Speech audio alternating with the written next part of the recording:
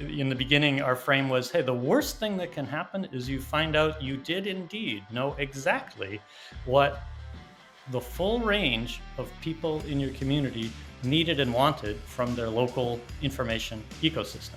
Anything you learn that you didn't already know is a bonus, and no shock, of course, when folks turn their process inside out and centered around the audience rather than we know what news is.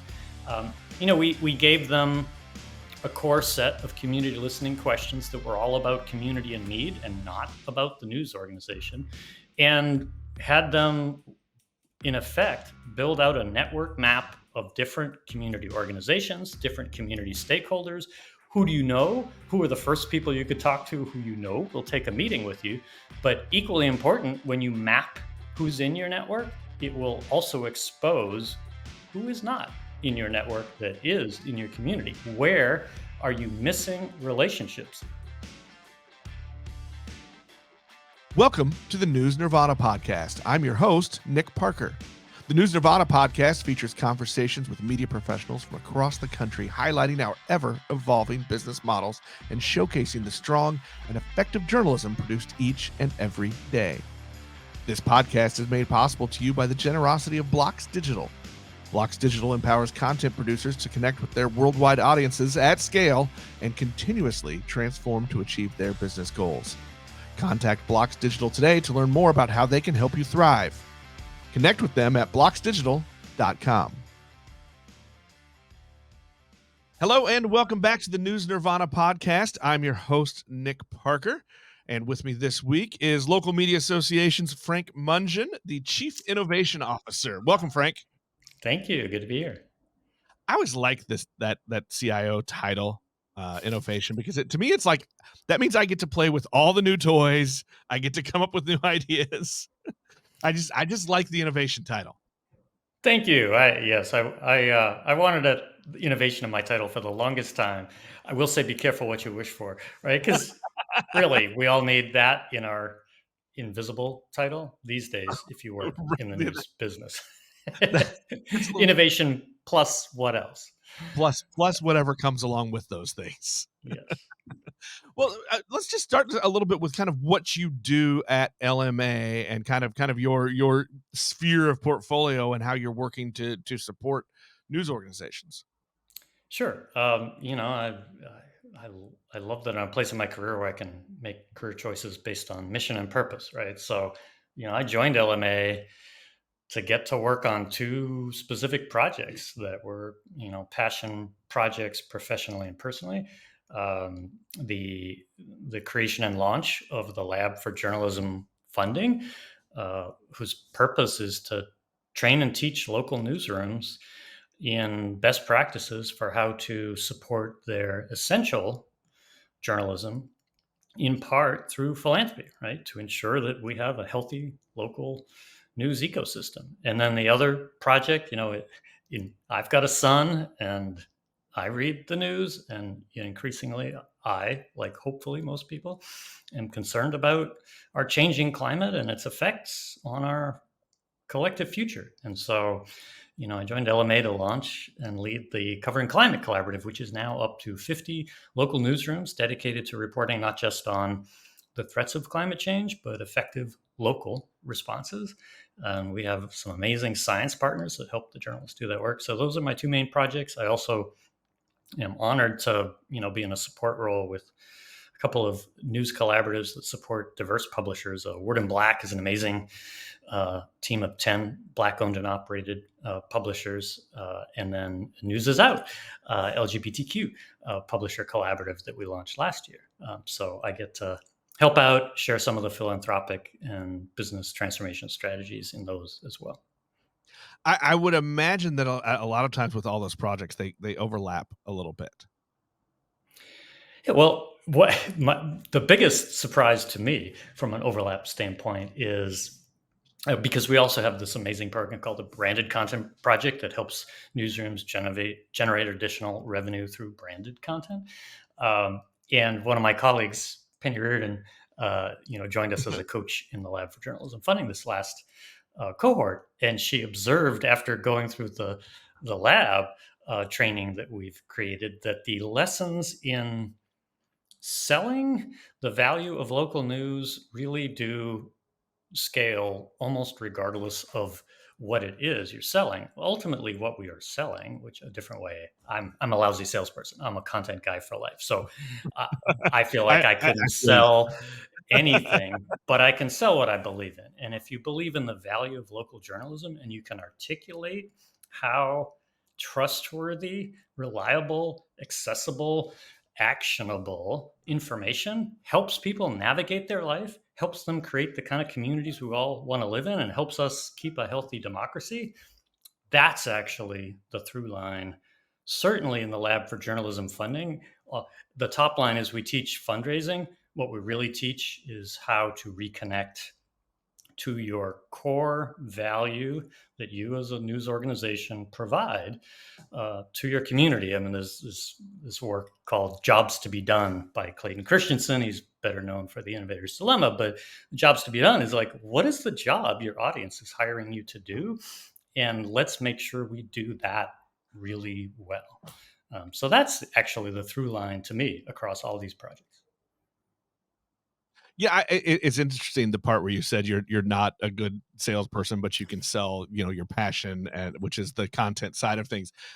I feel the same way. I mean, I make that joke a lot that I'm really bad, but the way you just worded that kind of tells me that I think for many of us that came up on the editorial side, that came up Mm-hmm. thinking content, we were trained though not to think about how to sell it, that it was Yes. bad if we were trying to sell the Yes. journalism, to sell the content that we were creating. And now we realize, oh no, we have to. That Yes. that that service is important, and that in the end really is what people want to pay to support and be a part of. Yeah. No, I But it's love that still you call so that out hard to there.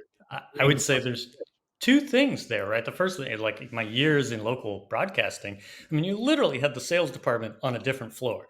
And the poor sales folks, in hindsight, Right, I really were like terrified to come into the newsroom. And we definitely made sure that they felt that way, right? When someone would dare to right. enter, That was a point of we pride. made sure they went back there and had scary stories to tell their colleagues. And I would be the first and last to support the imperative of the firewall, right? The client content firewall. That's not what I'm talking about here. But there has been, I would say, some hubris or arrogance in journalism collectively about holding at arm's length the need to actually have a sustainable business model. So that's thing one. Thing two is if we actually worked as hard at telling our own story of value, use the skills that we have where we tell others stories and actually communicate our own story of value to our local communities, that also winds up getting us to the same place, right? Which is people will Right. support valuable information that helps them navigate their lives, and we should take great pride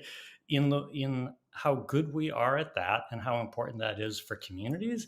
And if we want to have sustainable business models, which is back to, at LMA, that is our core focus, is helping local news organizations sustain their work from the business side.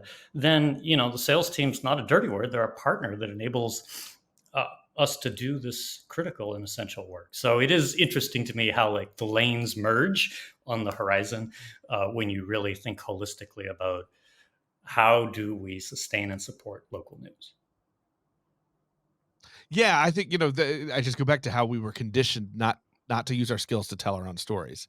I mean, I remember the hardest thing to do is tell a small local newspaper to brag about the awards they run. You will see faces of fear in that newsroom because conditioned not to tell our own stories. Yeah.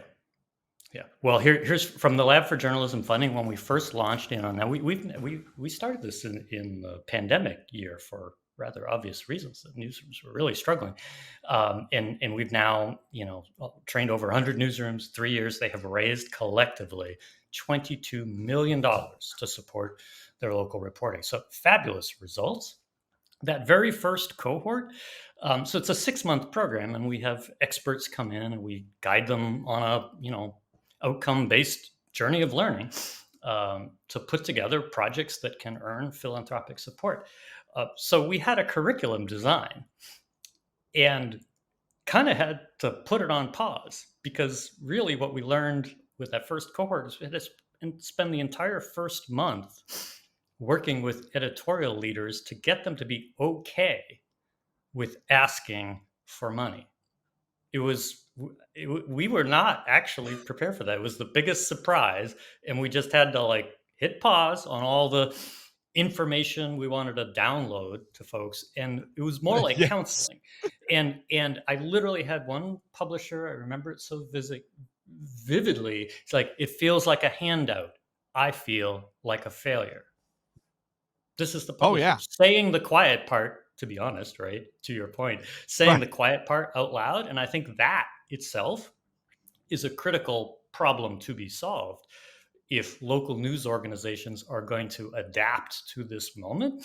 We have to think about that differently. And what we learned over several cohorts of encountering this at the very beginning is a way to shift that conversation and help news leaders change the narrative in their own head from deficit and failure thinking to partnership, collaboration on impact. So if you start, which all news people are still doing what they're doing despite all the Right. challenges, because they start with a belief that it matters, that the work is worthwhile, and that they're making a difference. So if that's true for you, that you believe in the value of what you're contributing to the community, then a conversation with a funder is a conversation about partnering together around a shared project and mission to get even more impact for the community.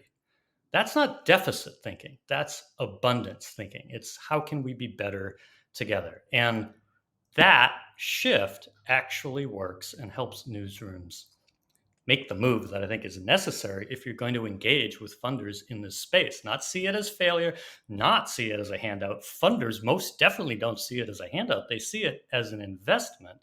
And talk about how you can drive impacts that matter in your community together with funders.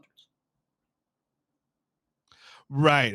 You're talking so much there about just that shift in mindset, right? Which is, and I love your analogy of it's like having a counseling session, which is what I've told a friend of mine who I call my sales coach, but I tell him he's my therapist all the time, just to get my brain to get into that mindset that what I'm doing is I'm asking people to partner Mm-hmm. because we both have this goal of providing this service, this important content for our community, this thing for our community, and we just want to work together. And then it's okay for me to say, "Can I have a little bit of money to help that out?" Instead of, "Now pay me. Mm-hmm. I do Mm-hmm. thing, you give me money." That's a much Yeah. harder thing for my brain to do, but if I can tell myself, I'm just finding a partner. I'm just finding somebody to go do this thing with me. Yeah. Well, and you know what's powerful, once you get to that reframing of how to think about it, it also has some other benefits, which is just in the words you used, it leads you to, I'm trying to find a partner who cares about the same thing I do. It also helps you say no to partners or funders where your goals aren't aligned. I mean, this is not this journey, this Absolutely. quest to incorporate philanthropy as one pillar of funding is not about handing over the editorial desk to, one rich billionaire or the whims of philanthropy. It's about saying yes and no based on alignment of purpose. So I have to give a hat tip to Larry Lee, the publisher of the Sacramento Observer. In our first cohort, he coined this beautiful phrase. He called it unity of purpose. And Love I have this little Venn diagram. Who knew that thing from high school would come in handy, like in adult life, right? A Venn diagram. And the three circles in the Venn diagram are good journalism, community need, and funder interest. And the unity of purpose is when you find a project that addresses a real community need that editorially you believe in as good journalism. Journalism can make a difference on this. And you find a funder who also cares about impact in that area. That's unity of purpose. And that's a place where it makes sense to partner with philanthropy on behalf of the community. I want to shift just a tad bit here because you've said a couple things that I think are important for us to talk about. Is we are talking about this seeking these philanthropic aids partners not as the new source of funding, Hmm. but as a source for particular projects, for particular pieces of your business. And I think that's probably very important to say, but I'm wondering how hard that's been for you as kind of the for lack of a better word now, the trainer end of things, right? To Hmm. help people realize this is the silver bullet that fixes everything. This is a piece of that. Yes, I mean, I suppose that's another habit we have in journalism in the past 20 years. There's been a lot of disruption. So we've been through a few pivots, right? The pivot to Right. video, digital subscriptions will save us. So I understand, and certainly we see every day the pressures that local news leaders are under. I understand the grasping for that one thing that will solve all the problems. That's not our philosophy or belief or our experience at LMA through the Lab for Journalism Funding. Philanthropy can be a new and meaningful pillar, one pillar, but you need other revenue sources as well. I always think of the Texas Tribune, and they're both a kind of the gold star example.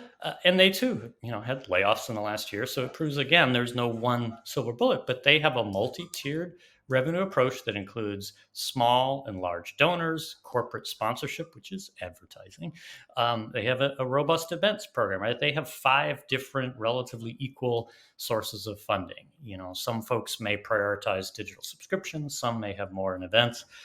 I think one of the things that has been a real key learning for the newsrooms going through our fundraising lab is that funders also don't want to be the only thing you're relying on. Funders typically ask you to show your own path to sustainability for a program that they may Right. invest in to help you start. But I know specifically Knight Foundation, which is historically the largest and longest funder of journalism, sustainability is a critical question they always want to see answered in every proposal for funding. They are not looking to be constantly refunding a project that cannot earn the ability to stand on its own. So I would love to say we've found the silver bullet. We have not. What we have shown through the success of these 100 newsrooms is that philanthropy, absolutely, for profit newsrooms as well as for nonprofit newsrooms, I should say, can become one of the ways to sustain the really essential reporting that we do going forward. You have collected a lot of stories from these. You said 100 so far Yeah, have yeah. gone through. Are you seeing that it's working? That these partnerships are being created and they are finding paths to creating these partnerships? Yes, and there's such a wide range of what that. I mean, I wrote a 42-page report out of the first cohort and called it on purpose "Pathways to Philanthropy" because it turns out that there are many ways, and there isn't just one size fits all, and not one pathway. I should start with the one that isn't a pathway. We alluded to the singular mistake, right? Is just chasing the money, going Right. after a posted funding opportunity and sort of making up the journalism in response to the funding opportunity. So I think I should start with what not to do. Right. The ways not to make the light bulb. The good news is there actually turn out to be a lot of ways to make the light bulb, and lots of folks are familiar with the marketing funnel, right? And awareness. Then you get the customer to have an experience with you. If it's a good experience, you can create a sense of loyalty and engagement. If their engagement is deepened and enhanced, they can go from a loyalist all the way to the point of becoming an evangelist, right? And so, really, over the course of 5 cohorts now, we have seen that there is just that kind of same funnel around philanthropy for journalism, and the core elements of building a strategic approach to philanthropy as one funding pillar is to start with local micro donor campaigns. I mean, I think of the Bernie Sanders example as the model of $5 or $10 here and there. And you know what? It's a way to begin. And it's people who just appreciate what you do. They read an article that had them go, wow, that was really helpful to me in my life. Like, would I send them $5? Would I send them $10, $25? That is the entry point, the top of the funnel. It starts your relationship of more direct support with a reader, with a viewer, with a subscriber. And then stewardship, the art of developing that relationship, can happen because you have their information. You can start sending them updates. Here's what we've done with the money that we raised. So Giving Tuesday, and then often people do spring campaigns around supporting local journalism, Free Press Day, so on. So Giving Tuesday is a great example of a way to begin, and you get to know who in your community will support you. We've seen over and over again that the next most powerful pathway is that some of those initially small donors turn out actually to have quite a bit of capacity, and they've been supporting other things for years. To your earlier point, we just never asked for support because that's not what Right. journalists do. Well, all of a sudden you tell your story of not only the value of what we do, but educate people about how expensive quality, trustworthy, deeply reported journalism is. The Post and Courier comes to mind in Charlotte. They did this Uncovered series, and part of the and it was a you know, two meanings in one, which is stories that were going uncovered in news deserts outside of Charlotte, and it was also their accountability reporting, uncovering, Right. misuse of public funds and so on. So in that series, part of their reporting was they told the story of how does a FOIA request work? How much does it cost per FOIA request? How many hours does it take to go? Because we all know what we do. We know how hard we work. We know that we live in the communities that we serve. And so a lot of these national political divisive conversations about fake news this and bias that don't make any sense, because we literally, our kids go to that school, we walk in that park, right, with our dogs. Right. So it's like we live here too, but we don't tell that story. So what was compelling to me, and actually to their community, about what the Post and Courier did by being transparent with what it takes to make the journalism, is it helped people understand the true costs of quality, right? That, the news may want to be free, but trustworthy news isn't free to create. So that's the predicate for making the ask, is it's also on us to explain why we are asking and what good journalism entails, and not assume people know. So those are the entry points, and people tend to skip over those. There are local and place-based funders. We can unpack all this if you want. And then national funders. I mean, the other big mistake, other than designing a project specifically in reaction Right. to a funding post, the other one is that everybody in journalism has probably heard of MacArthur Foundation and Knight Foundation, and probably nobody else. So the other common mistake is everybody starts with those two huge national funders, and there's only two of them, and they are focused, generally speaking, at the national level. So while that is a pathway, that is from a funnel standpoint, national funders want to see, the very first question that a national funder is likely to ask is, tell me about how you have developed local support for your journalism, and show me the local support and the local impact. So you're going to get sent back to square one anyway. Right. So the building the house, progressively with a good foundation, developing some of those small donors into larger supporters. When you have that kind of support, engaging with your community and place-based foundations that also, they live where you are too. They see and care about the same problems that you're trying to address through journalism. So that's sort of the building the house from the bottom up model that we coach newsrooms through. The News Nirvana podcast is made possible by the generosity of Blocks Digital. Blocks Digital empowers content producers to connect with their worldwide audiences at scale and continuously transform to achieve their business goals. Contact Blocks Digital today to learn more about how they can help you thrive. Connect with them at blocksdigital.com. where when you talk to people, where do you have them start? Like what is that kind of, the Mhm. foundation part? We'll stick with the house theme here. What is that first kind of reach out, I guess, to start getting that and not really to Yeah. get your local support, but to see who your local support might be. Oh, that's a great question. And this is the other uh, surprise, I'll say, from creating the lab and the curriculum, and shout out to Joaquin Alvarado, who worked so closely with the Seattle Times in really, for the for-profit local news standpoint, the model for how to do this, who helped us, create the curriculum.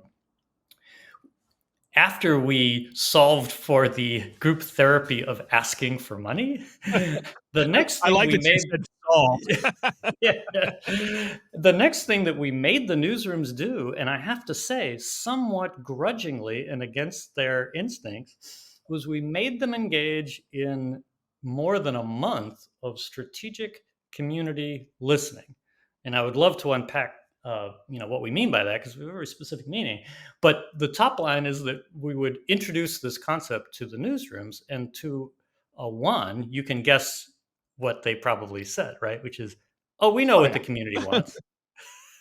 It's the equivalent of, being in the editorial meeting on a Monday morning and like, "Hey, so what's everybody talking about?" And if you look around the room, for many years, we should not be satisfied with the truth that for many years the people sitting in that room did not represent their community, did not literally represent the diversity of the community, did not represent geographically the community. So if you've got a bunch of folks in a room who are all of a type and live in the same part of town, how on earth would they actually know what is going on today in the community? And so we, with And light like it or not, kicking and we're on our beat. We talk to the same 12 people over and over and and over it's, again. we But have good yeah, it's intentions, but hard to remind everybody's under people. time pressure. So you Right, like, you but it's hard call to your remember to usual, get out. where did the phrase usual suspects, right? That comes to Right. mind. So with an earnest amount of prodding, the coaches in the lab make these newsrooms go into their community. And in the beginning, our frame was, hey, the worst thing that can happen is you find out you did indeed know exactly what the full range of people in your community needed and wanted from their local information ecosystem.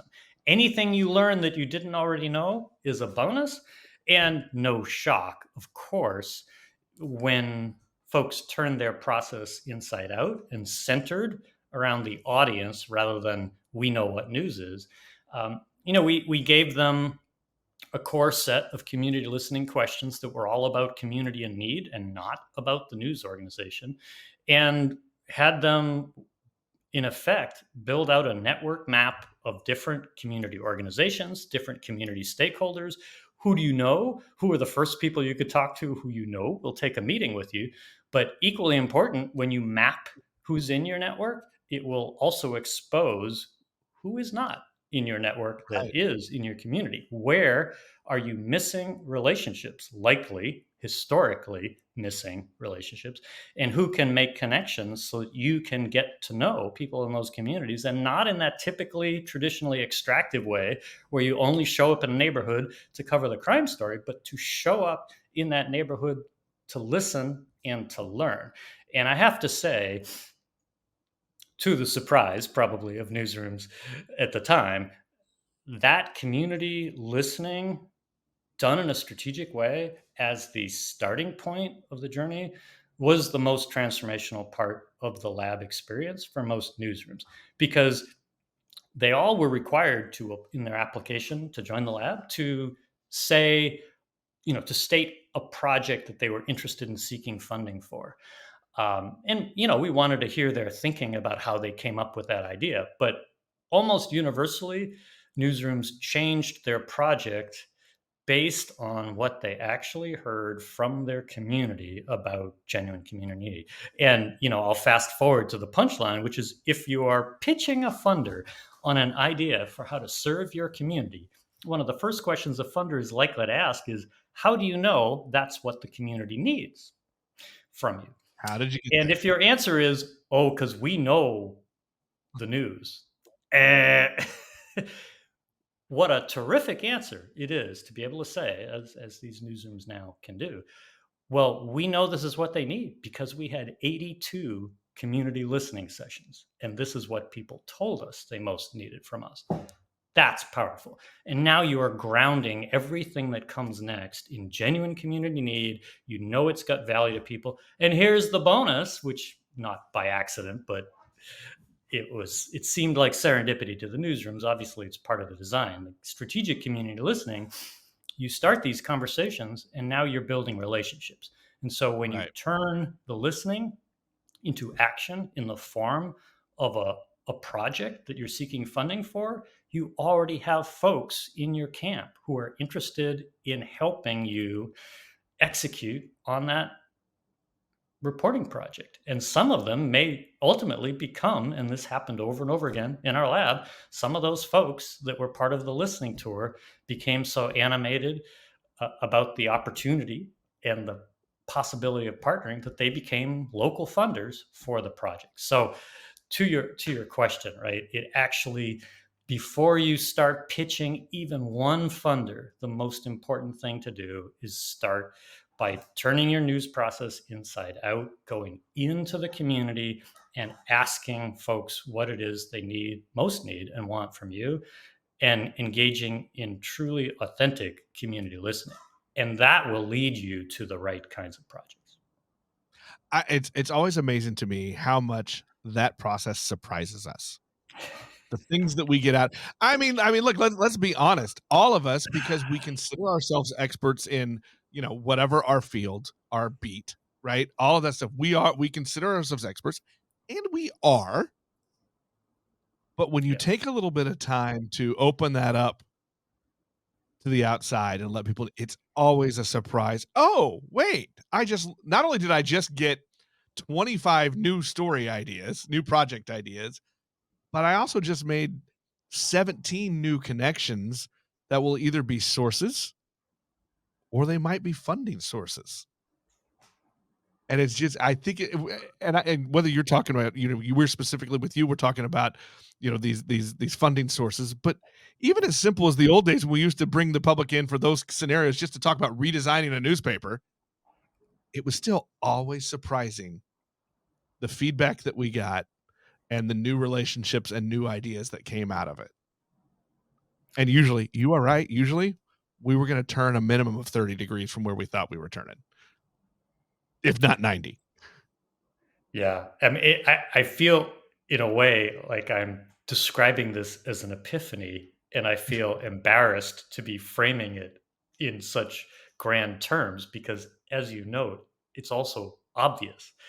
Yeah. And yet, it's the oldest rule about simple doesn't mean easy. So the principle of grounding our journalism in community need and community listening is simple, and it has timeless history. In practice, everybody gets busy, everybody gets in a routine, everybody's a little overwhelmed. But what we've seen over and over again with the newsrooms who've gone through this journey in this order is how transformational that piece is. I should add one more wonderful thing that happens if you're engaged in quality local civic journalism and you start with a community listening tour. You will get something we all badly, desperately need. You will get appreciation and validation and acclamation from your community. People will thank you face to face for the work that you've been doing. And let's just be honest, right now is a pretty challenging time to work in journalism. And so that was one of the other serendipity benefits is it was quite a morale booster for a lot of the newsrooms to get they spend all day trying to solve problems, right? That's the nature of management and leadership. Nothing goes wrong, you've got nothing to do, or so we act. uh, Being able to have these doses of civic affirmation was actually quite helpful to newsrooms, and they found that they were able to widen the number of folks in the news organization who participated in the listening tour, getting editors out into the process, right? Uh, because of that additional benefit. So, the virtues are, it's a gift that keeps on giving in a lot of profound ways. And then I guess the last thing we really try to point out to folks as they go through that journey is, hey, if this was impactful, super important not to think of this as, oh, I was made to do this for 2 months in this lab by LMA. It's like community listening should now be your always on, never done, always be listening thing, right? It is a constant source of value and benefit to a news organization as we all have to keep adjusting how we serve, who we serve, and the platforms that we deliver that information on. I I think, and you're right. It is funny that we look at these as these are all big epiphanies, and really, it's just getting ourselves to redo what we've always done to go back to the basics. But it's interesting to me that really this is the same process when we want to go chase new content ideas. Mm-hmm. Is the same process as finding new funding partners. Yeah. There's not a there's you're it's all relationship building. It's all meeting the people that you cover. And here's what I find comforting about that, right? I mean, it could just be me, but I don't actually believe that the celery soup diet is like civilization. We've been around a while. Like, I don't think there's a magic diet, right? So I like it when it turns out that the answer is fundamentals, like doing the fundamental things, like being genuine in serving, in seeking to serve your community, asking people what they need, meeting them where they are on their platforms of choice. I mean, those all seem to me to be grounded fundamental principles. So I love it when the answer turns out to be, you know, do the core things, do them well, repeatedly, and with sincerity, authenticity, and transparency. I would be much more worried if there were like this trick that seemed to be, the thing. As you move forward, is there I would assume that once kind of you get past that initial you've gone through these processes, right? And you've helped them do the community listening part of it, that after that it's, "Oh, yeah." And then things kinda move a little bit smoother, a little bit easier and quicker after that? Yeah, we actually, that's your sense is right on. We move pretty quickly once they, it's one step backwards to leap two big steps forward. And once they have that sort of raw material of listening, inputs, and relationships, they're able to move pretty quickly through the next key work, which is, what are the elements that any good, and you're going to laugh because again, this is like, well, a sales proposal would need this, a good news project would need this. We have 5 things that we coach them through that any good philanthropic proposal needs to address, and we literally have a template slide deck to make it easy for them to be sure that they answer each of these 5 questions. But once you've done authentic community listening, that actually winds up being pretty easy. And it's more like, oh, how good am I at PowerPoint? You're ready to tell the story. And in bullets, the 5 things are like, what is the problem you're seeking to address? How do you know that's a problem, and what is the community that's affected, right? That you can tell that all came from community listening. The third piece is the creative assignment that news has to own, which is how can you make a difference in the community through journalism on that issue? So that's your project plan. Like, tell me how you're going to move the needle through your journalism. And then, again, this is from the startup world. So like, why you? So like, show me the track record of impact that you have had that makes you the right partner to get Right. impact and results, because funders, are hit up all the time. What they're looking for is results. Like, if you specialize in the unhoused and homelessness, you already know there's a problem. You're looking for people who can help you move the needle, right?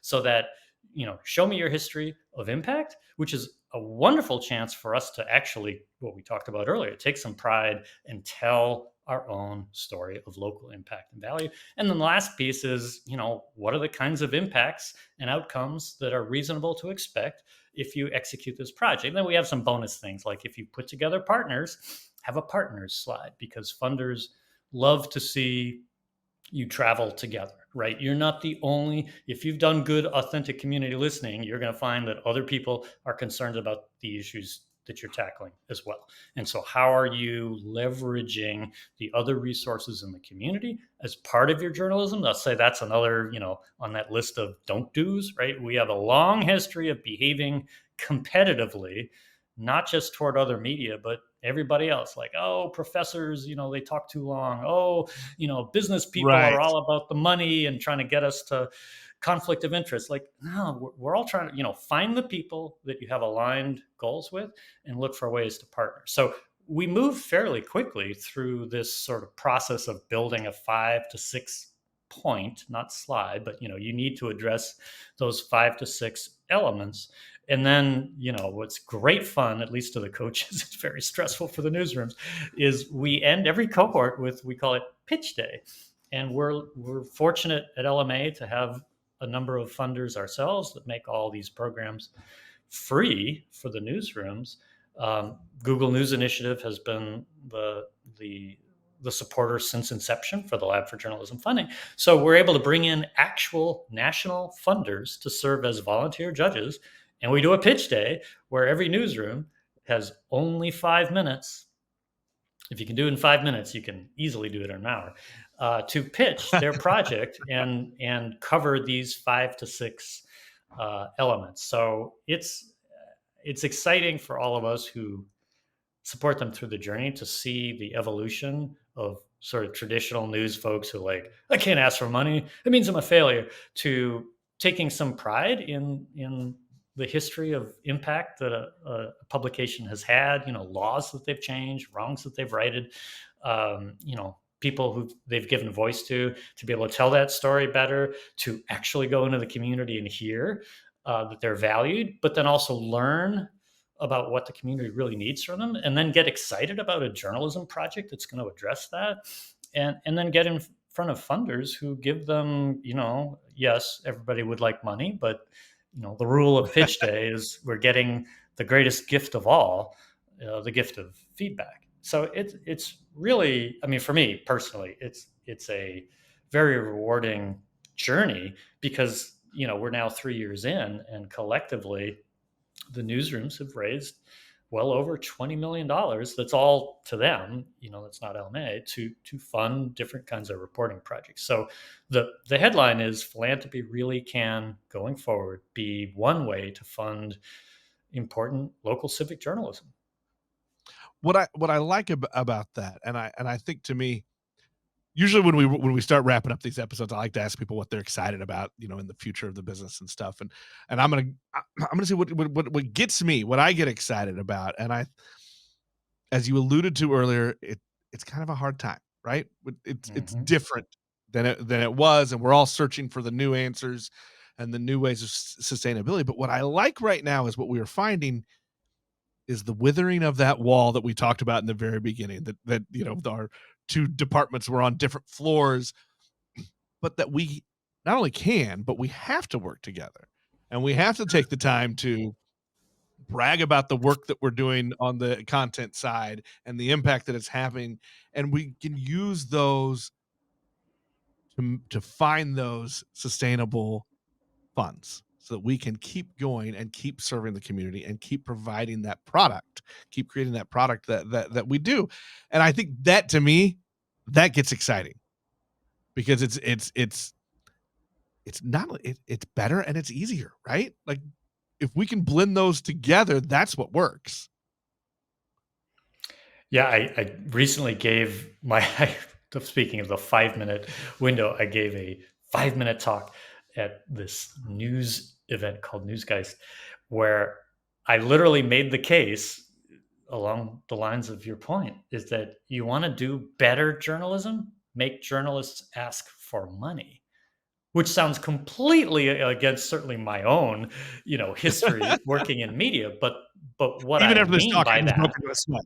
or how I got to that, is that when you get to the point of asking yourself the question, why should somebody else support my work? it forces you to be laser focused on what is of all the stuff we could do in a local news organization, and think back to, like, go back to 1975 and all the crazy stuff that was part of a newspaper, the comics and the classifieds and the coupons and all the things that would Right. fall out, and the Sunday paper weighed 5 pounds, and there was news, right? But let's be honest, the news was only a part of it. But what is the thing that when it goes away is really, really, really a big deal in a community? It is the local information, holding powerful to account. Those are the essential things. I mean, yes, it hurt our business model to lose classifieds and so on. But what really, really, really, really hurts communities is when they lose trusted information sources, and when they lose that advocate and champion that can hold the powerful to account. Absolutely. And so, what I like about this idea of challenging journalists to ask for money is that it has the effect of also getting them to ask, what is it that we do for our community that is truly essential? And guess what? That is also what gets us out of bed in the morning every day to go do our work. Absolutely. I think that is a great kind of meeting. We'll go back to your Venn diagram, right? That's where the passion and the work and all of those things meet up in the center. Yeah. Yeah. Unity of Frank, purpose. yeah, exactly. Frank, I want to thank you for your time today, but also your time and your passion in this project. This sounds like it is a thing that is working. It is building a lot of momentum. If people want to know more, how can they follow along with what you're doing, with what LMA is doing, or make contact? Yeah, thank you. So local media, www.localmedia.org. Just sign up for we have a weekly email newsletter, won't spam you to death. We'll be announcing a new cohort of the Lab for Journalism funding through the email newsletter later in spring. It's an open call. And then also at localmedia.org, you'll find under our programs a long list of case studies that we've written of specific newsrooms and the different pathways to funding. And then also on the website, you'll find, for light reading, both that 42-page Pathways to Philanthropy report, and then, I kid you not, I just published a 51-page update 2 weeks ago called Sustaining Philanthropy for Journalism, that adds new case studies and talks more about, okay, you got the first yes, now how do you keep that going? So lots of resources, all for free, thanks to our funding, GNI, available at the local media website. I imagine that's a project. This project of yours is one that you will be able to keep adding updates because it doesn't end. Well, and what I love about it is, we are the coaches. We aim and guide, but all credit to the newsrooms. NOLA.com, the Times-Picayune, has been an amazing case study example. Texas Tribune, has been very generous with their learning. So really, it's a peer learning model, and these newsrooms are the ones figuring out the pathway forward, and they are generous with sharing what they learn. And so what I appreciate about sort of the culture that has come out of the lab is that the newsrooms are lifting each other up. So we are honored to be at LMA the ones who can sort of bring that information together and get it out to the wider audience, so that everybody can benefit from what these newsrooms are learning. That's great, and I think I like that you mentioned too that it's an opportunity for these people to get together with other colleagues, and you do the best ideas come out of that, right? Yeah. Yes. Always be learning, right? I mean, once you've decided you know everything, you're right, because you won't take anything new in, and I think we have seen a good challenge promotes collaboration, right? So we can all be honest and say, decades ago, local news had kind of a monopoly. We didn't have to be at our best. We could afford to be incomplete in the way we served our communities. It's tough right now in local journalism. We all know that. But an upside of that challenge from all the competition is it challenges us to be better, to do better. And once again, back to that fundamental basic premise of what is it your community really needs that you are capable of providing well. And so, all of these challenges just lead us back to recentering around our core purpose and our core value in our communities. Yeah, baseball is in spring training right now. It's go back to our roots, go back to those fundamental things, right? Start with your long toss, then work Run, way catch, back. hit. Run, catch, hit. Frank, thanks so much for your time. I appreciate it. I love what you're doing, and I can't wait to learn more. I'm going to download my 51-page update right after this. Yeah, we'll have a light quiz later. No, totally kidding. All right, there we go. Great to chat with you. That'll wrap us up for this episode. We'll talk to everybody next time.